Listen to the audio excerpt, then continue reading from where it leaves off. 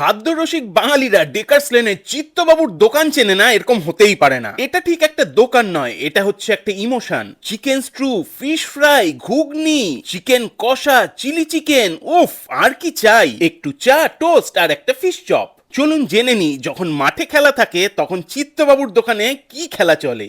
East Bengal Mohun Bagan বলতে কলকাতার derby, কলকাতার মহানগরী অনেক ভেসে যায় আবেগে, কিন্তু এখানে আবেগ না। এখানে আসলেই চিত্তদার দোকানের চা, টোস্ট, কখনো chicken stew, fish fry, chicken stew এইসব নিয়ে ডুবে থাকা, তখন মেলবন্ধটা হারিয়ে যায়, যেন মাঠের বন্ধুত্ব। 90 মিনিটের প্রতিদ্বন্দ্বিতা হচ্ছে, 90 মিনিট শেষ হয়ে যাওয়ার পরে সবাই ইস্ট বেঙ্গল মোহনবাগান দুজনেই কথা বলছে, এই টিম ভালো না, এই টিম হয়েছে, এই টিম আমাদের কোচ, কিন্তু কোনোদিন হাতাহাতি পর্যায়ে যায়নি। এইটাই চিত্তদার দোকান। জানো ওনারা ডক্টরস চয়েস তেল ইউজ করেন, তাই তো খাবারের এত স্বাদ। উফ কি মুচমুচে।